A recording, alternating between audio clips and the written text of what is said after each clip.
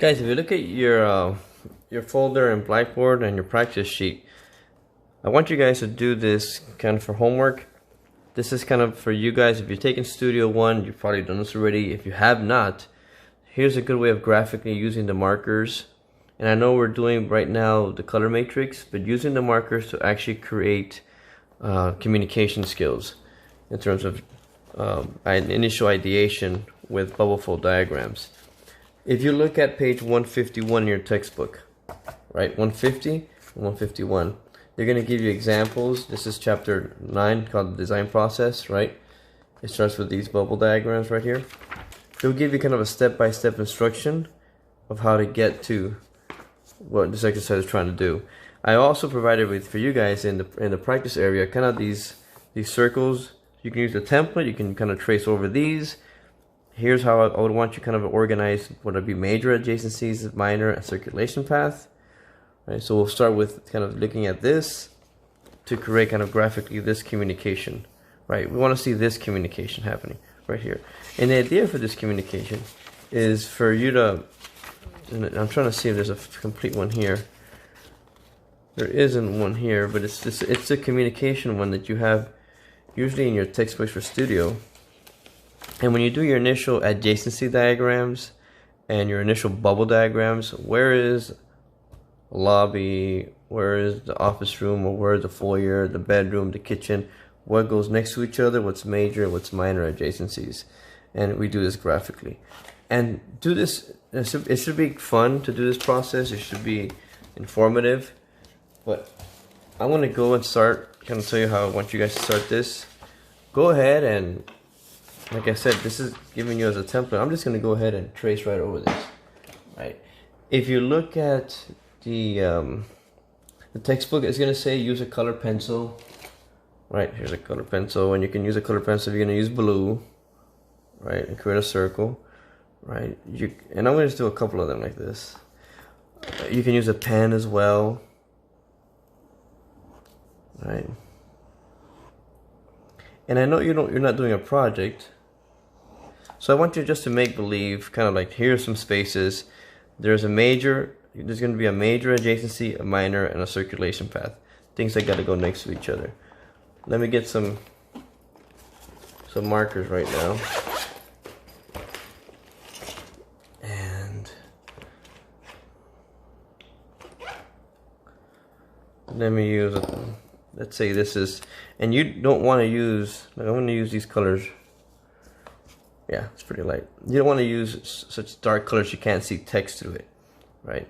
Because I would say add the text after you put the marker down. If you put it before, sometimes it bleeds into it.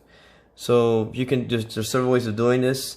You know how you did in the material simulation, you're doing kind of a circle process. You can begin to do that if you want. Start here, work your way out.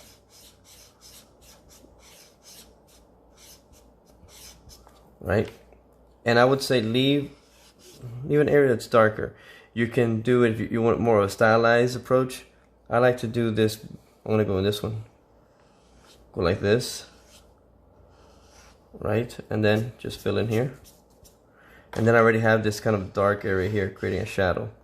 Right? Let me get another color here. I'm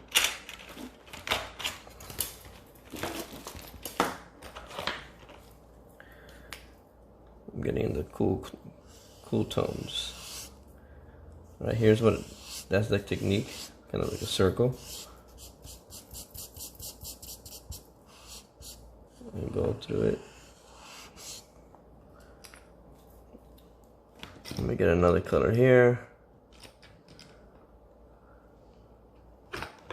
Let's do blush. Some warm colors.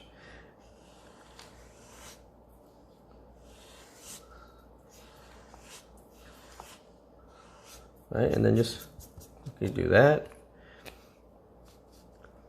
And let's say both of these are blush.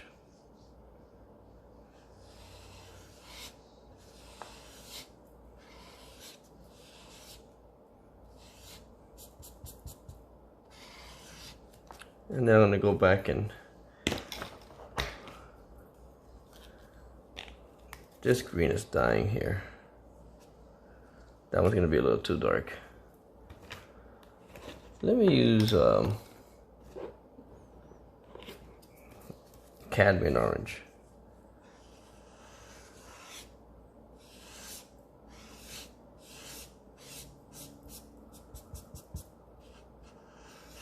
You want to create that effect. Now, what I'm going to do is I want to create kind of, you would say, highlights to the circle. I like to do so it's like three-dimensional. So I create a darker line on the lip of the circle with either a darker color, or once it dries, you go over with another marker. You create that effect right there. Right, I was using this blush here. Let's see, is it gonna get any darker? Probably not, so I'm going to use this color here.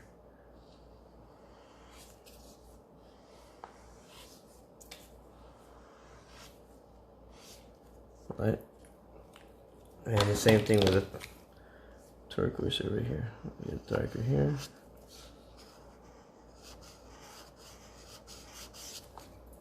And the more intense you get your colors, you can also use grays. Right, like I can use a cool gray a warm gray right here. If this isn't working. My cool gray 2 is gone.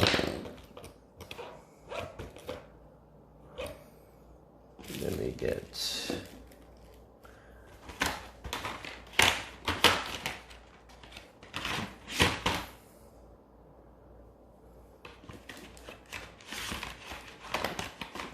I'm getting another gray just to show you. Right, this will pop that out.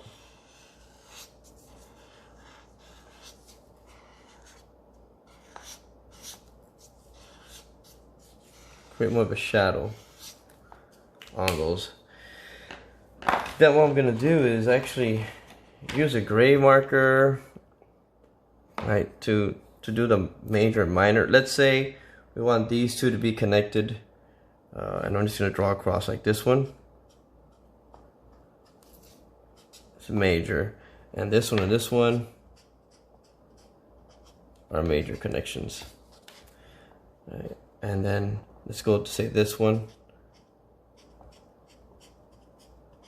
and this one are major connections, and then minor connections.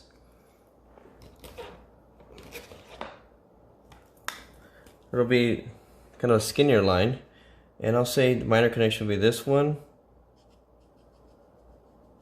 there. There. And then circulation path. Right, I'm going to make that, I'm going to get a color. It could be black if you want to, or gray, but I want to use this maroon. Circulation path, I'm going to say it's right here, and I would just do it like this. Just kind of say, okay, this is where I would see a hallway occurring in that space. And you can say maybe maybe it goes this way as well, comes over here. Right? So that would be kind of the circulation path that you have. You see what we're getting at right here, right now. That part of it. Once I get this done, then is when I'll start adding whatever you want to call this. Room 1, room 2, room 3, room 4, room 5, and then room 6. You see the labels and everything else. Now you realize that if you look at the examples that we have on page 151, right? He goes over it with some black line around the area, and you can easily do that to create more visualization and kind of artistry to your graphics. Right? See how I left a hot spot in these areas? Some gradations. So then I can come around here and use the same marker if I want and go over it. You can actually use your markers. Right, I'm gonna use this is a darker marker, and I'm gonna just kind of do this.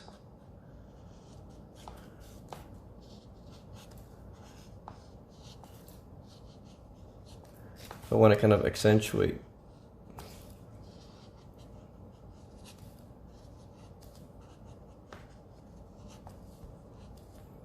Right, it gives it kind of a connection. Use a circle template, it's going to be a lot tighter. Next thing is, I know that you can do kind of to graphically pop this out, is wherever you have a dark line. Let's say you want to highlight the major adjacencies. You kind of do a white line around the top of it here. Kind of creates a three-dimensionality to it. Right there.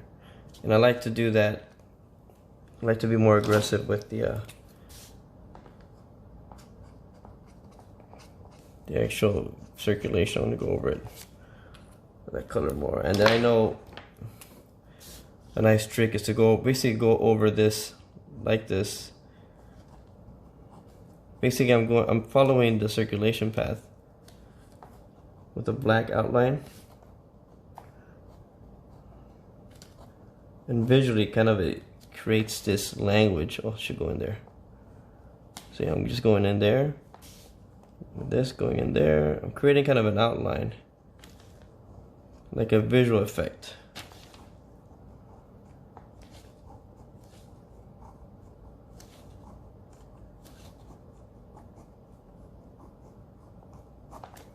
And you create that effect right now. So you see how that's now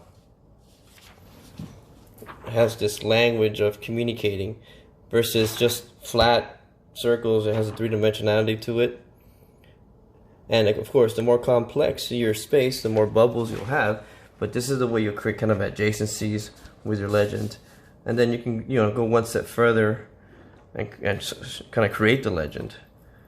And I'm just going to do this down here. I'm going to follow what I have here. Kind of say this is my circulation path.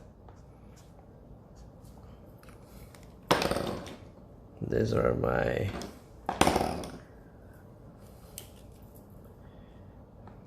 major,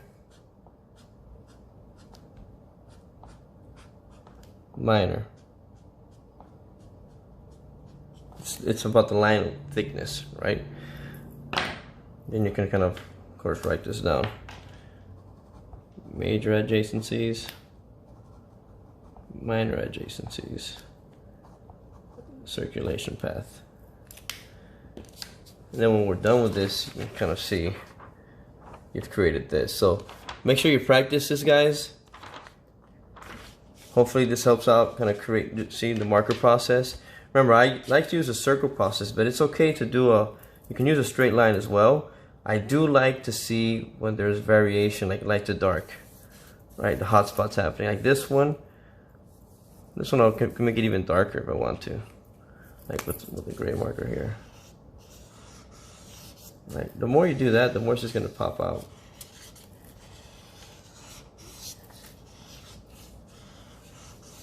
You gotta get comfortable doing that. All right, enjoy, guys. This is going to be something you will use for your graphic communication for studios. And if you take in studio, you should be doing this now as you're thinking about your process and graphically communicating it in your sketchbooks.